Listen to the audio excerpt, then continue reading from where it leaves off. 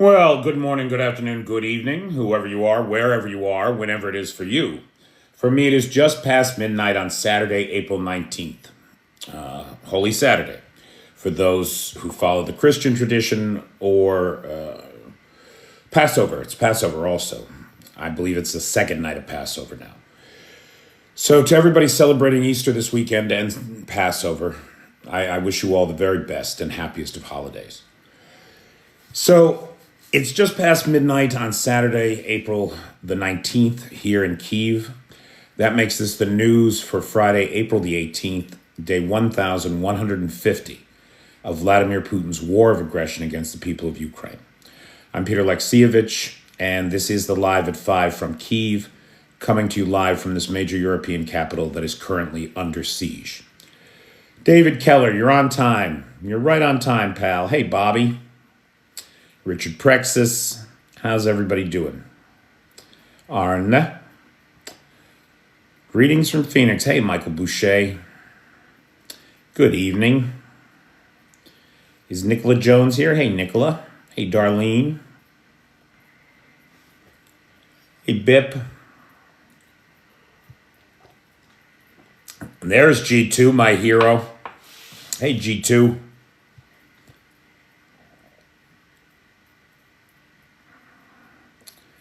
All right. Hey, Steve with a V. So, guys, let's start off then with last night's missile and drone attack. And the enemy sent 6 Iskander missiles against the territory of Ukraine. There was a 50% interception rate on those. 3 of them got through. 2 Iskander K cruise missiles and 1 Iskander M ballistic missile. And it did a job on Kharkiv. But Kharkiv wasn't the only place hit. Some of the drones got through, even though the interception rate was about 90%. 89.2, I think, was the exact interception rate last night. And very few drones. Something like 33 out of 37 were shot down or taken out with active countermeasures. On the subject of active countermeasures, the Ukrainian armed forces today are putting out video of the new Trident laser system and saying that it's going into the field as a capability. As there's this image of them building a kind of laser grid over the country that would stop all these drones and missiles coming in.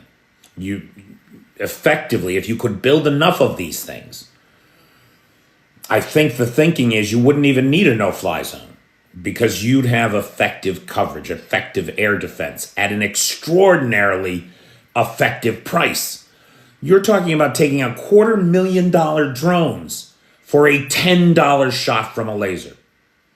It's brilliant. It's magnificent. So it's not clear how many of these they're rolling out, what exactly they'll be doing, where exactly they'll be, but it appears that there is some kind of a rollout of the Trident laser system even as we are speaking. The 1-month moratorium on or ceasefire against energy infrastructure has expired. It is worth mentioning that the Russians violated that agreement no fewer than 30 times in the 30 days. So once a day. All the while bitching that Ukraine, which has kept that ceasefire to the best of my knowledge, had not. So it's over. So we've got warnings this weekend from the Lithuanian foreign minister and from Kyiv to expect increased attacks. Increased air attacks against every major population center in Ukraine. Why? Because it's Easter weekend.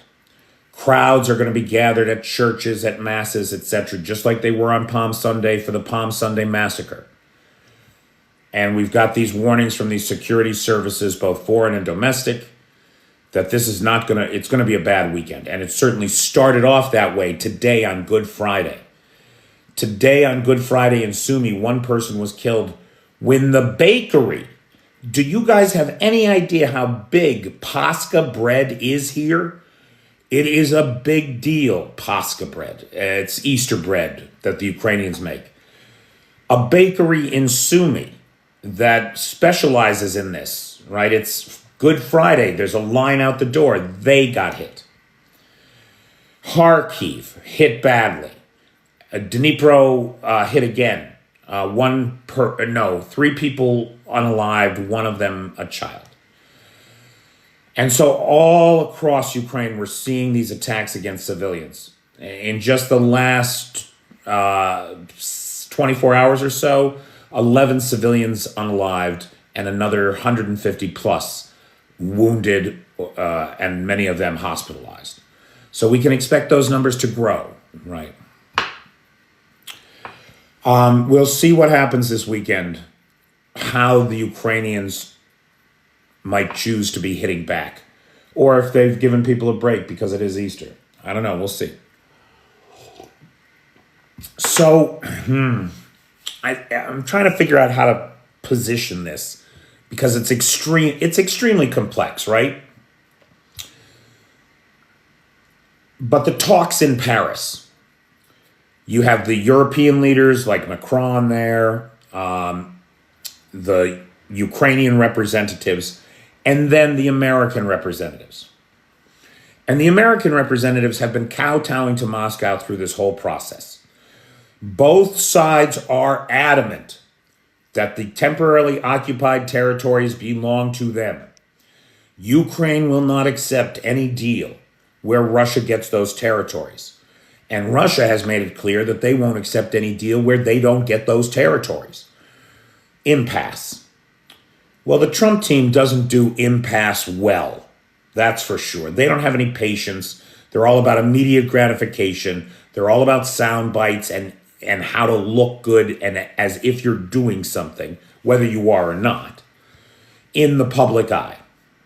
They're all about the optics and getting shit done, at least in the press.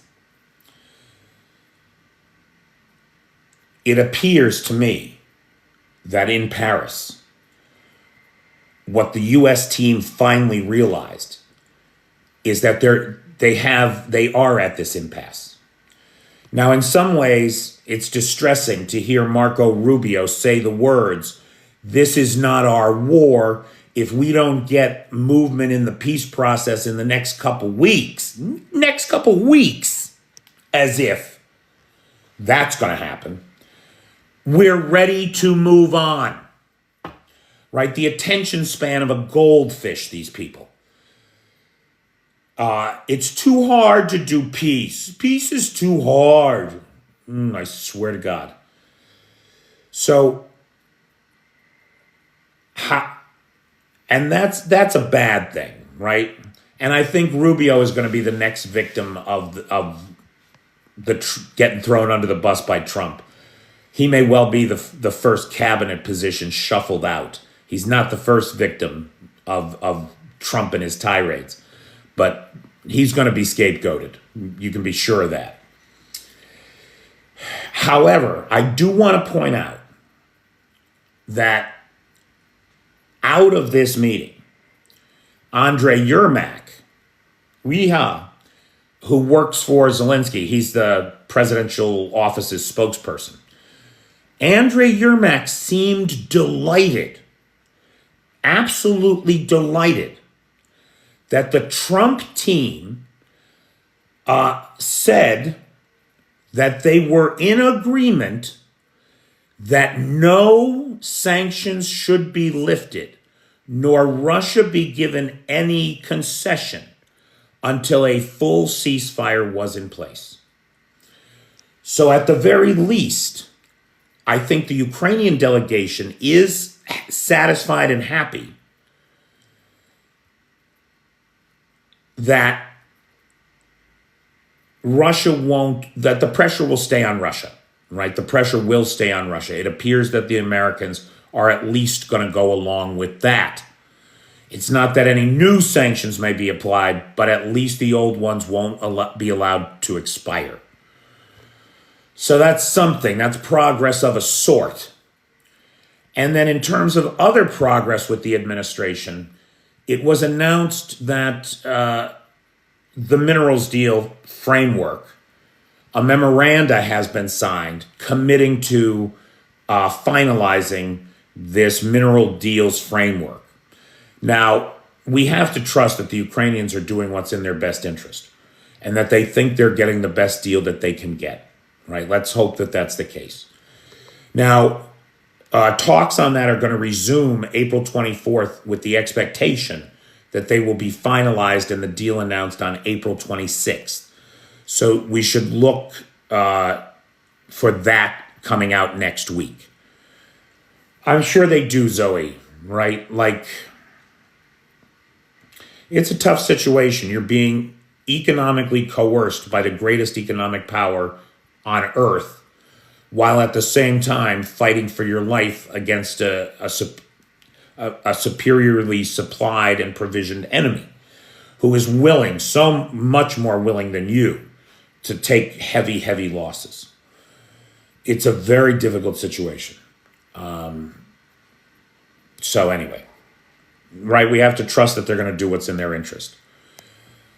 And we don't know what the U.S. is going to give them in return. Maybe we'll be hearing that the 10 Patriot systems and the other 30 billion or so that Ukraine wants to have financed through its European partners for arms purchases from the U.S., maybe that deal will go through as part of this mineral deal. And that will provide the security guarantees that Ukraine needs. Another 10 Patriot systems and a bunch of Patriot ammo would go a long way towards securing the skies of Ukraine. That's for sure. Okay. So yeah, Rubio said some very stupid things today, I thought. Trump met with Meloni. She does seem to have a way with him. When one of the reporters asked, would you stick by your statement that European countries are parasites? Meloni was right there like a codependent wife to an alcoholic. Oh, Donald, you never said this. Did you say this? You never said European countries are parasites. No, I don't know what they're talking about, Georgia. I don't know what they're talking about. I don't remember ever saying that. Anyway. Hey, Bjorn. How's everybody doing tonight, huh? Two things he did say in that meeting with Meloni that were fact-based and good to hear coming from the President of the United States was that Zelensky did not start the war. He did not blame Zelensky for the war, and he is trying to get Putin to stop it. Now, I don't know that any of that is true about him trying to get Putin to actually stop it, but at least it's the right thing to say. And certainly it's the right thing to say that Zelensky did not start this war. So hopefully he's walking himself back from that position, right? Hey, New Zealand. I love that, like, the whole world comes to these things. New Zealand is here. Scotland is here. Wales is here. America is here. At least 15 states. So I do love that. The UK. England, to be more specific, right? Birmingham. Sweden, Ireland, Yorkshire. I just found out there's a thing called Yorkshire tea. That's a thing. South Africa, Wales, Estonia. That's the thing. It is a global issue, right? This is what is so frustrating for me, trying to talk to my fellow Americans. So many of us are so insulated. We just cannot see the global implications of this war. It is astonishing. It is absolutely astonishing. PG Tips is the best tea. Yorkshire tea is the best. I don't know, are they? You guys know about the Atesh group, right?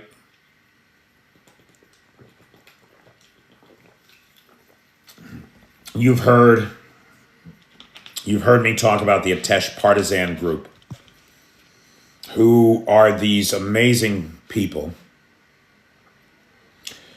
They're all behind the lines. They're in Russia. In Russia.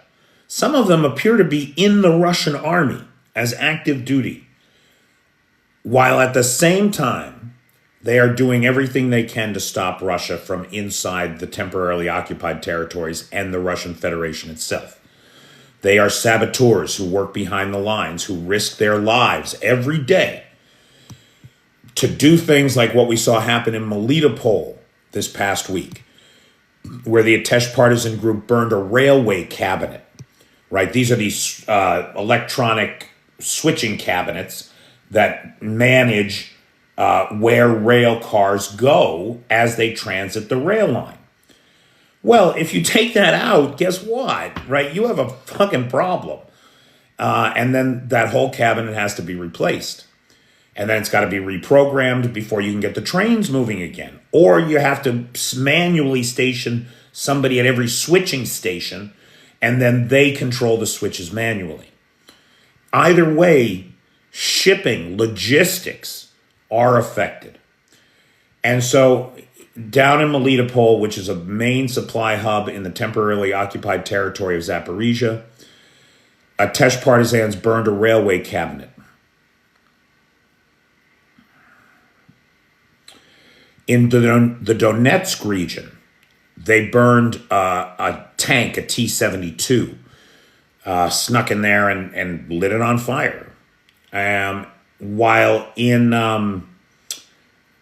Zaporizhia, it appears that they burned the occupation offices of Zaporizhia. So these amazing people working behind the lives, risking their lives every day, are exactly the representatives of the 4 million Ukrainians that are stuck under Russian occupation inside the temporarily occupied territories. And they are the reason why, they are some of the 4 million reasons why Ukraine will not abandon this territory to the tender mercies, the territory and the people in it, to the tender mercies of the Russian Federation, who sees those 4 million people as illegitimate, as not a real people, without a real language, without a real culture, without a real history, who should be erased from the world. This is why we're at an impasse, right? And why Trump's oversimplification and transactional nature, oversimplification of the problem and transactional nature without the cards, and the obscene way that he bullied Zelensky. Let's hope that the minerals deal is good for Ukraine. Finally here, China. According to Zelensky, the Chinese are manufacturing gunpowder and artillery shells inside of Russia for the Russian Federation. So China, we know, has been circumventing sanctions by exporting to Russia dual-use electronics, electronic components that could go into a microwave or could be used for weapons. Those dual-use components circumvent the sanctions. Now it appears to circumvent the sanctions on lethal aid to Ukraine, to Russia. China has opened factories, or Chinese interests have opened factories inside Russia, using skilled Chinese labor for the production of artillery shells and gunpowder. The evidence for this has not yet been presented. This is a very important point. The evidence for this has not yet been presented. Zelensky made these claims, but then said that the evidence would be presented shortly. So the expectation is that Zelensky has some intelligence, and he's going to share it with us all very soon. All right, I want to thank Darren Gallagher, who is the sponsor of tonight's live. Darren, thank you so much. And thanks so much to Arn, who is a regular sponsor of the live and our sponsor last night. And to James, your transport driver, who sponsored on Wednesday. Thanks to Lars, who has the Discord server, and Nightshade, who has the Peter's Peeps group. And to Jay and Travis, if you guys are here. And we'll open the floor. Hey, Betty Thompson, we'll open the floor for questions, comments, points of observation, anything Ukraine related. Our subject is Ukraine. Why are you texting us if you are driving? That is very disturbing.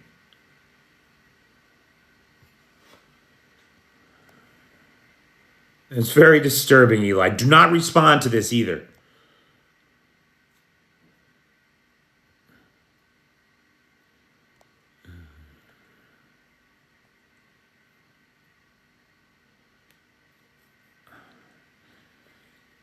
So, one of the things that I meant to talk about a little bit was that the Rada, the parliament here in Kyiv, did extend martial law.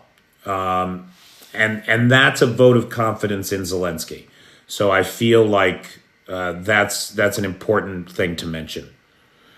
The only news on Taurus is that the UK has endorsed or backed Germany's plan to send them. So now we just want to hear that the French are on board too. Ignore the haters beneath me. Okay, thanks, Jarita. Any possibility of a Ukrainian offensive? So right now, Michael, it appears that what the Ukrainians are doing is sabotaging the Russian offensive. It appears as though the F-16s and the Mirages are doing targeted bombing runs against troop concentrations, drone operator positions, drone launch site positions, and command and control. In the last 2 weeks, we've seen 19 hits against such targets. And so as the Russians continue to try to accumulate force concentrations ahead of their offensives, right now it appears that what the Ukrainians are doing is diffusing them to make the offensive impossible, or trying to anyway. When does the energy ceasefire end? It has ended, Simon, sometime today. Quickest way for Russia to collapse, in my mind, Mel, the Ukrainians have been very restrained through this entire nightmare. They did not hit oil export infrastructure because they didn't want their allies to be pushed into an economic recession because the limited supply of oil from Russia drove up prices on the larger market, right? They wanted to be respectful of their allies' economies. Well, the price of oil has collapsed. Increased production in Venezuela, Norway, and Saudi Arabia mean more product on the market. Trump's 10% global tariff means global recession is looming. Maybe global depression. Price of oil's collapsed. They don't have to worry about driving up the price of oil right now. If anything, if they drove up the price of oil, they might just save the American shale oil industry, which is teetering right on the brink. So they should bomb all the oil infrastructure that they can this weekend. And not just the refineries, which is internal consumption, right? Because Russia is no longer exporting refined oil products, with the exception of a few close allies with pre-existing contracts.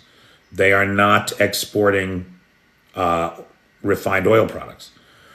So hitting the refineries, okay, fine. You're creating shortages inside the country. But the real money that funds this campaign of terror against the people of Ukraine is the export revenue from crude oil. To the tune of it was at about $412 million a day, if I remember correctly, at the start of the war. And I'm not sure what exactly it is now. But they're taking a hit. Every $10 on a barrel is $17 billion a year, annualized. Hey, Truthful. Hey, everyone.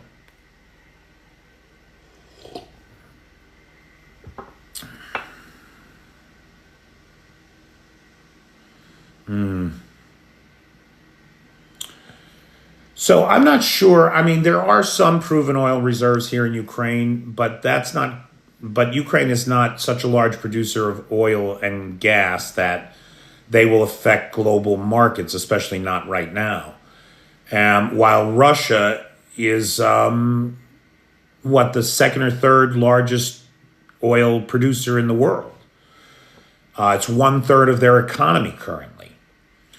You cut that supply off, it's going to have huge economic. And the Ukrainians have been so restrained through this whole thing. They don't hit civilian targets. They don't target the Russian people. They target the infrastructure that supports the war machine. Now is the time to hit. Where is it? It's not Murmansk. It's right by there though.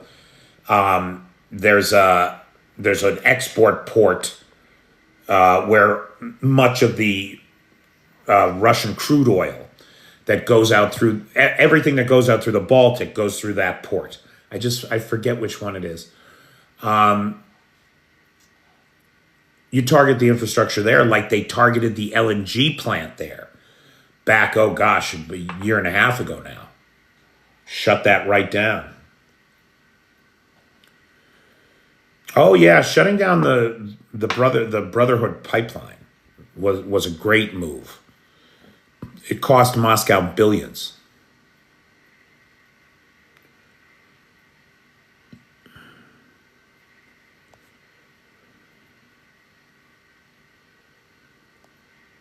Oh, that's a great question. I don't know the answer to this question. Does anybody know the answer to this question? This is from It's a New Dawn, who says, are there any agencies that I could contact to write to a soldier as pen pals to boost morale? I don't know. The place to go for information on Ukraine or to donate to Ukraine is united24.gov.ua. United2424.gov.ua. That's the place to go for everything Ukraine related. You're welcome, Annette. It's my pleasure. Thanks for being here. Could Ukraine hit the Kremlin? Well, Mel, could and would are two different things. But now, pardon me. Does everybody remember the Moskva, the flagship of the Black Sea Fleet that was sunk very early in the war? And it was sunk by a ship-to-ship missile called the Neptune. That was a domestically produced ship-to-ship missile from here in Ukraine, right?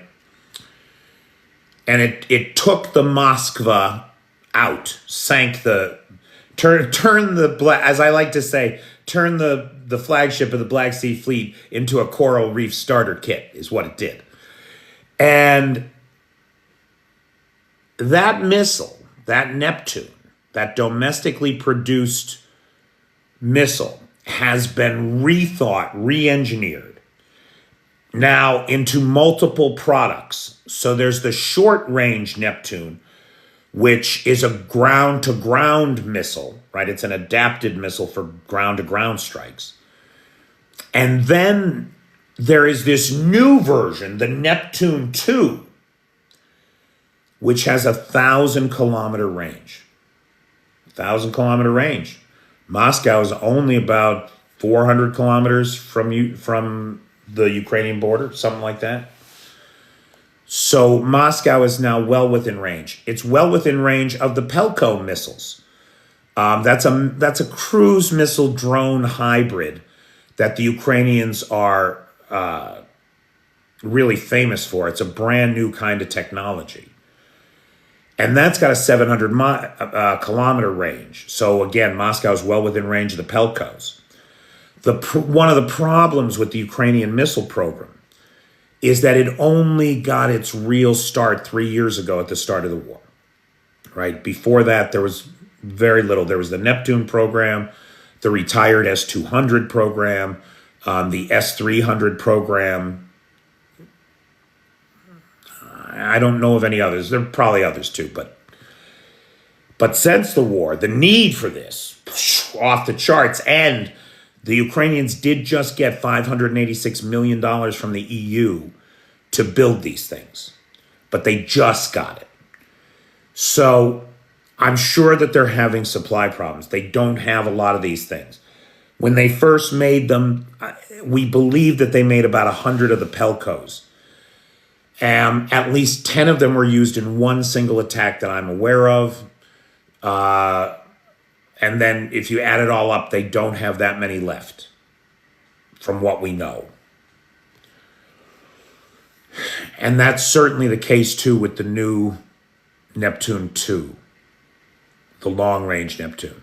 Or at least we believe it to be the case, right? The operational secrecy around these things is extremely tight. Extremely tight. But can they hit Moscow now? They can, Mel. Yes, they can. If America walks away from this war, do you think Trump will sell weapons to Ukraine? Anthony, I don't know. I am hoping that one of the conditions of this minerals deal is that the sale of those Patriots and other weapons goes through. Like, I'm hoping that that's what the Ukrainians settled for, right? Like, oh, and then they don't even need the Europeans to finance it. They just finance it out of the minerals deal. That would be it's not a great deal with the 100 billion thing, bullshit. I don't like that at all. It's not a great deal, but under the circumstances, that would at least be a good deal. You could understand why they do that. Tony, you're so right. You are absolutely right. Ukraine is full of surprises. They're smart. These are smart people. These are competent people. They're not going to give away the future of this country. They're not going to be extorted. They're not going to be blackmailed out of it. And that's what Trump is doing. Come on. It's obscene. It makes me so angry. Not doing angry this time around. I was angry for the whole first Trump administration. So angry. I am not doing angry this time. I'm gonna figure out a way to make fun of this son of a bitch and have a laugh at his expense. We're gonna do it. We're gonna do it together. Yep, Anthony, they sure are. They're fighting for their survival over here. There's no two ways about it. No two ways about it. There was something else I wanted to mention to you guys. I just thought of it a second ago. What the hell was it? I was like, oh, I should have said that. I should have mentioned that to them. It went right out of my head. If they can take down Putin's cabinet, who would take over? We have no idea. You know, Mel,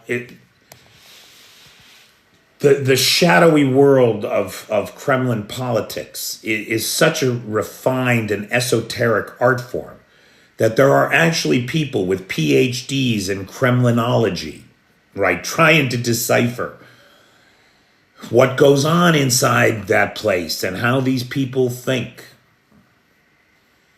And I certainly don't have any insights into it. That's for sure.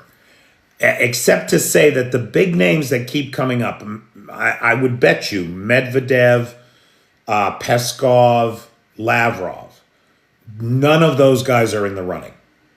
None of those guys are even. They are just Putin's mouthpieces. And it is unlikely they will have any place in a new regime. Very unlikely. Do you think the leader of Chechnya could take Moscow?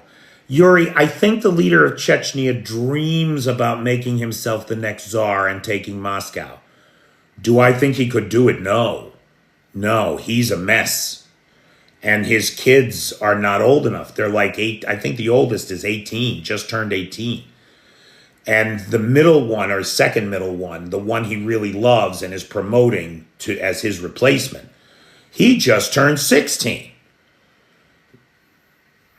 I think it's much more likely that if power should collapse in Moscow, that the Chechens and the Dagestanis find themselves at war. That there's an inter-ethnic feud there that is likely to explode in the event of a collapse of power in Moscow.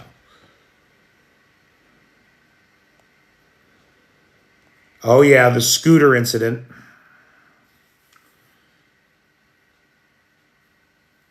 Now, oh no, they did take credit in the end for that. You're right. That was an SBU project or GUR project or combination thereof.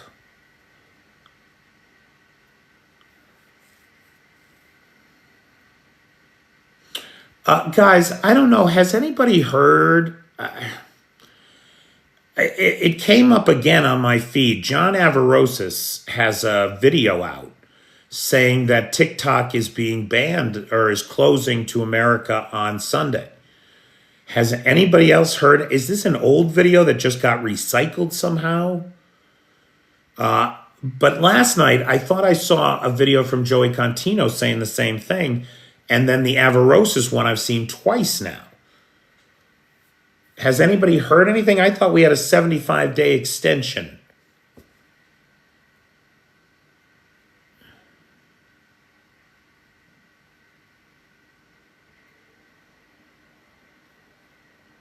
I don't know. I guess nobody else. So this might be my last live. Thanks for joining me. Evening, Equimat. Yes, laddie. Oh, is that happening? Yeah, so did I, Eric. I don't know. Well, okay, so listen. If TikTok goes away this weekend, right, there's a link in my bio for the Patreon. You can get a free account over there. Go get yourself a free account on the Patreon, please. Because if TikTok goes away, I'm thinking of what to do next. And I have some ideas, and I'll be doing it on the Patreon, right? So that's where it'll happen. And it'll continue to be Ukraine related or related to the general global political situation under Trump, which I can't even believe I have to say that. Annette, I don't have any equipment. I don't have any technical expertise for podcasting. I would need an engineer for all that. I don't see that happening. Do you think we will see a military coup in Russia if it hits nearly 1.5 million? Mel, I don't have any idea how much pain Russia can take. Russia can take a lot of pain. I don't know where that breaking point is. I think an economic collapse is far more likely to trigger a change inside Russia. Well, I'm on YouTube, Matt, but I only have 1,000 followers over there. So it would be great if you don't follow me on YouTube to please follow me on YouTube. It's at PYTOR Alexievich. PYTOR Alexievich. Hey, Chris Carter. I'm shocked the public isn't starting to resist from the numbers so far. Well, wait, no, that's a sidebar. I shouldn't have that conversation. The patriarch? What about the patriarch? Which patriarch? What are you talking about?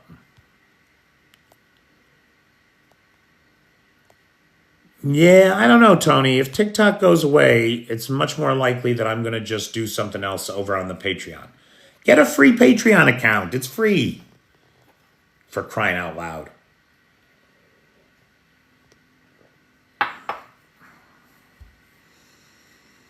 It's got to be close in Russia. Oh, that's this conversation you're having with Mel, right? Is there not protest day today like planned in USA? I guess tomorrow, I guess the 19th today, depending where you are post meridian. The Today is supposed to be the 19th. Is supposed to be a big protest day in the U.S. We shall see. Thanks, Matt. I just hit 1,000. I have 2,000 videos posted on YouTube, and I have 1,000 subscribers. How is that even possible, right? Like, you would think. I mean, it takes 2 videos to get 1 subscriber for me on YouTube. And let's see here. Sunday is Easter. Yes, it is. So to everybody out there who's celebrating Easter, happy Easter, everybody. For everybody who's celebrating Passover, happy. I guess you don't really say happy Passover, but I hope you have a good Passover. I hope you can still eat at your mother's house after the holiday is over. Thanks, Michael. Thanks, Lars. Yeah. Working on a Sunday. It's no good, Nightshade. No good. No good working on a Sunday. Big thanks again to Darren Gallagher, who is the sponsor of tonight's live, to Arne, who was the sponsor of yesterday's live, and to James, our transport driver, who sponsored on Wednesday. Thank you all very much. I have no sponsors for next week, so if anybody wants to sponsor, PayPal is in the description. Bringing some mustard and Ukraine whiskey after next week, where you will have new accounts not giving up. Okay. Yeah, I'm on YouTube. Yeah, I don't even know what's going on. I have not been able to verify the John Avarosis video. And I'm even wondering if I really did see a Joey Contino video, or if I just misremembered a Joey Contino video I saw, or if the algorithm served up 2 similar videos in a row. I'm not even sure. But I was all over Google today looking, and I couldn't find anything.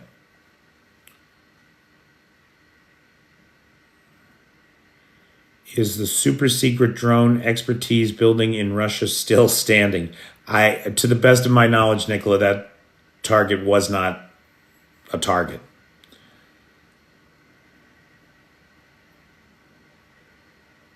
To the best of my knowledge, it has not been struck, no.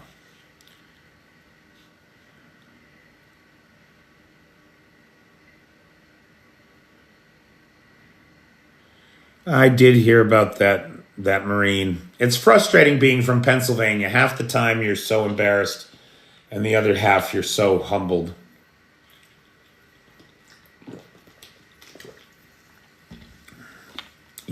Pennsylvania's got a long history of service and of blood. And we have a long history of stupidity, real stupidity, boy. Largest number of registered hate groups in the country in Pennsylvania. Bad scene as it is good.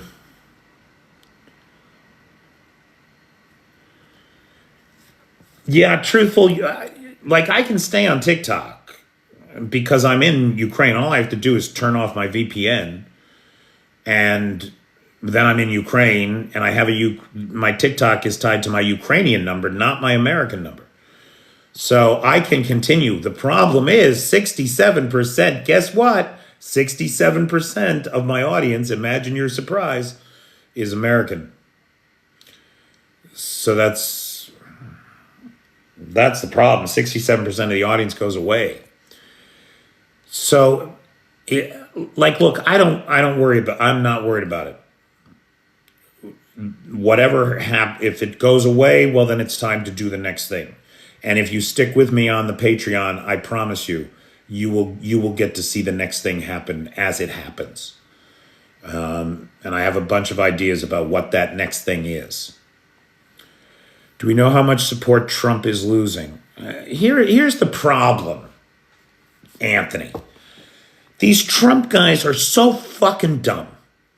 You got a dairy farmer up in northern New York State, right, up by the Canadian border, who buys feed for his dairy cows from a Canadian provider because he's out in the middle of fucking nowhere. The Canadian Petco is, 20 miles away, and the next closest one in the US is 70 miles away. So he can't afford to have it shipped from the 70-mile away one in the US, right? This week, the guy comes with the truck to drop off the feed, and there's a $2,200 tariff on the bill. The feed for the cows is up $2,200.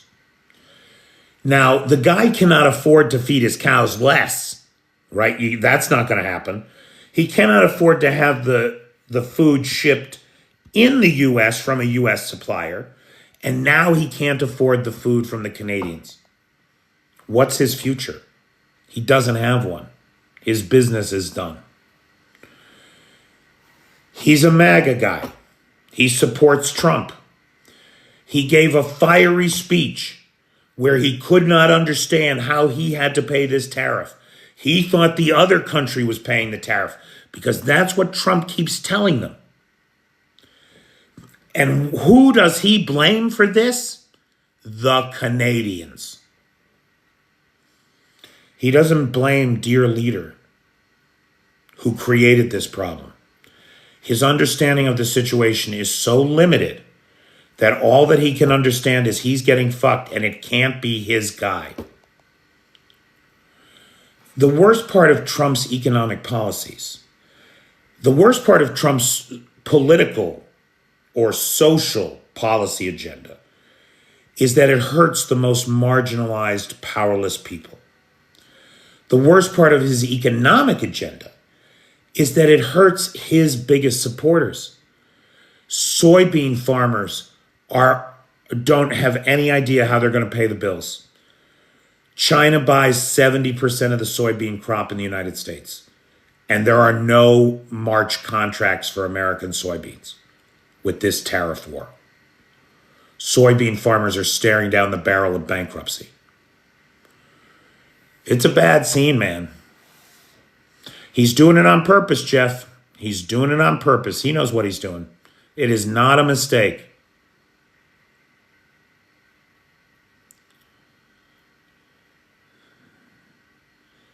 And Levitt's still lying. Levitt still lies. Oh my God, the way this bitch lies. It's unbelievable. It's unbelievable. Motherfucker, are you kidding me? And the terrible, awful things she says. Did you see what she said about Garcia in El Salvador?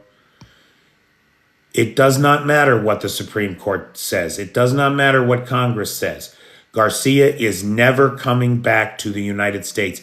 I am so angry that that U.S. senator was in the same room with him and did not bring him home.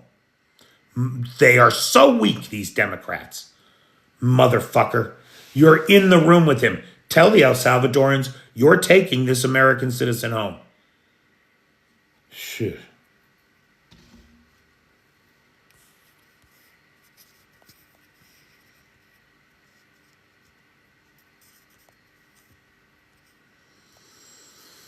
Okay, we have about 9 minutes left. Again, I want to thank Darren Gallagher, who is the sponsor of tonight's live. I want to thank all of the sponsors that keep me here in Ukraine. I want to encourage people, if you don't have a Patreon account, to please get one, as this very well could be our last live. Oh, well, say lovey, as my cab driver said to me today. Say lovey. The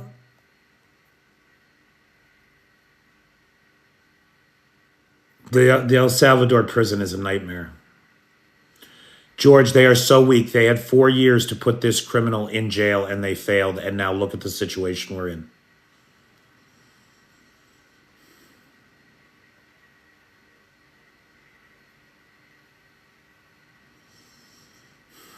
I saw a great meme today that we should all embrace.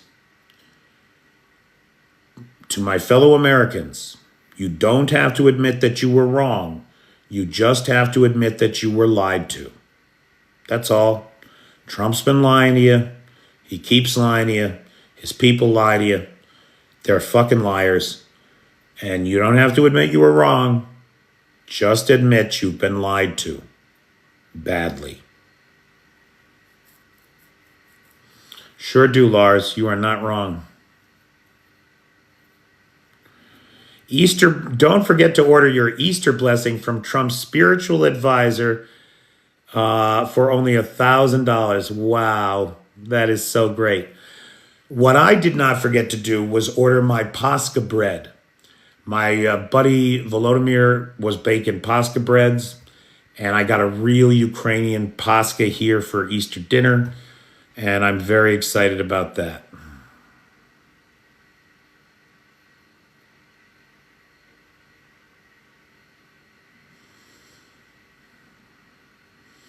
Yeah, it would be nice if you could also care about your fellow Americans' futures and things like the due process of law.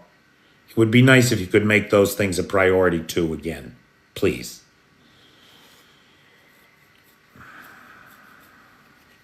Hey, Pedro the Amigo. So usually it's once a month. Now last month we missed it because my live was suspended. We have a couple of events coming up. Maybe I can stream the one next Thursday. This upcoming Thursday, what is that, the 24th? The same day that the mineral deal negotiations restart, next Thursday, the 24th. We have a stand-up show happening at Dorothy Pub here in town. And on Tuesday, we're going to be at Storytelling Night, which is an English language. It's an opportunity for Ukrainians to get up on stage and tell a 5-minute story, true story, in English. So it's a good opportunity to practice English.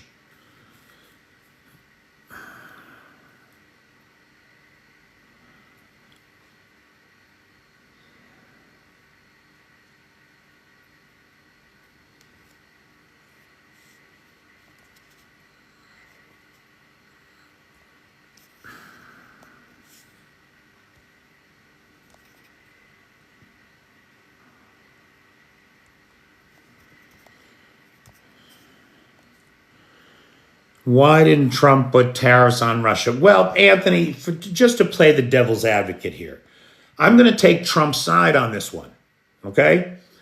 Russia's already the heaviest sanctioned country in the world, and we don't import anything from Russia anyway, right? What do we import from Russia? If I remember the numbers correctly, before the war, we imported about $30 billion in goods a year. Today, it's about $3 billion in goods a year. That's 90% reduction in trade with Russia. Russia's already suffering. So I'm just going to play devil's advocate this one time and agree with Trump that it's a nothing burger, right? Like, there's already so many sanctions on Russia that, like, what is there left to do? Now, on the other hand, it's still $3 billion in trade. Why not the 10% tariff that's on everybody else? Why are they the only ones exempt from that, the universal tariff? And obviously it's because Trump is a Russian asset, yada, yada, yada. But I would love to hear from the Trump strong crowd what the explanation is for that little fact. Look, you don't have to admit you were wrong. You just have to admit you've been lied to. It's happened to all of us. We've all been lied to. We've all been suckered. The problem is that right now you're being suckered by Trump is going to cost us American democracy. That's the fucking problem, pal. Sheesh. Are the Penguins trading more than $3 billion to the U.S.? The Penguins are up in arms, boy. Or the penguins are up in arms. They don't have arms. Trump is playing fifth degree chess. Yeah, right? Trump can't spell chess. Let's see here. Right, they're doubling down. They're being lied to. They're being driven out of business by the thing that they think they love or they think loves them, which it doesn't. It's just a hunger that will never be satisfied. Everybody in here has something that the billionaire class will never have. We have enough. We have enough. And we'd like everybody else to have enough. That's all. It's not a big deal. Not in a society as rich as ours. A society that is as rich as ours, not because of a predatory, transactional, gangster culture, but because we legitimately were animated by the spirit of fraternal cooperation, which is the hallmark genius of our species. That's why we are so rich. And these guys are pulling the rug right out from under that. It's complete insanity.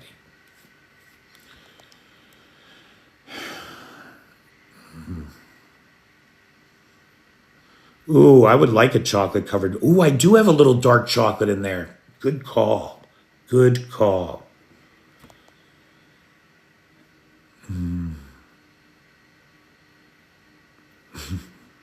Thanks, Trav. How you doing, buddy? Thanks, Mark. So, guys, big thanks to Travis and Jay, our moderators, best moderators on the Tickety Talk. Big thanks to Nightshade, who has the Peter's Peeps group on the Book of Faces. Big thanks to Lars, who has the Discord server. Big thanks to our sponsor, Mr. Gallagher. And for anybody who hasn't sponsored recently, maybe consider a sponsorship. PayPal is in the description. What else? If you don't have a Patreon account, get a Patreon account since TikTok might shut down on Sunday. We don't know. So we'll see. I don't know. If it does, we'll do something else, but we'll do it over there. All right, kids. Thanks so much. I really appreciate it. I bet you do, Lars. All right, make it a great day.